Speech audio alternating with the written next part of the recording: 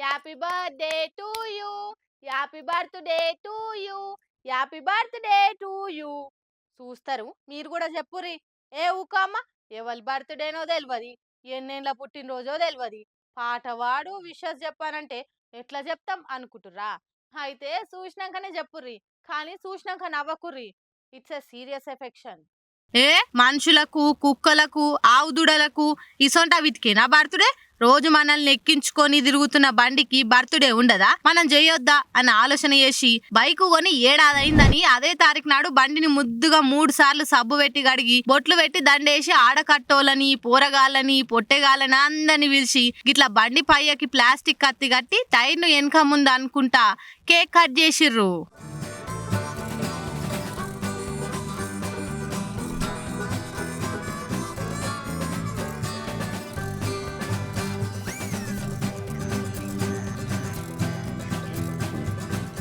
ఎవరన్నా బజార్ల బైక్ మీద కేకును పెట్టి బర్త్డే సెలబ్రేట్ చేస్తారు, కానీ బైకుకే బర్త్డే చేసి గిట్ల టైర్ను వెనక ముందు కానీ కేక్ కోసిర్రంటే ఎవరన్నా మీరు ఇంత టాలెంటెడ్ ఉన్నారు అనుకుంటా కొందరు కామెంట్లు చేస్తే, ఇంకా నయం ఊదిబత్తి దీపాలు ముట్టించి పెట్రోల్ ట్యాంకులు వేయలే సంతోషం అనుకుంటా ఇంకొందరు కామెంట్లు చేస్తుర్రు. ఏదైతే ఏంది కానీ మనందరి తరపున ఆ బైకుకు హ్యాపీ బర్త్డే అయితే చెప్దాం. ఇట్లనే నిండు 100 ఏళ్ళు 60 మైలేజ్ తోని ఓనర్ను మోసుకుపోవాలని కోరుకుందాం. ఏమంటారు? సర్కార్ బిల్డింగులు కట్టే కాంట్రాక్టర్ అంటే సర్కార్ తాన బిల్లులు పెట్టుకొని బిల్డింగులు కట్టాలి. ఒకవేళ గవర్నమెంట్ వాళ్ళు బిల్లులు ఇవ్వకుంటే ఆఫీసర్ల చుట్టూ తిరగాలి. అంతేగాని బల్లె చదువుకుంటున్న పిల్లగాళ్ళను బయటకు పంపుడేంది? తలకాయ ఉన్న పన్నేనా అది?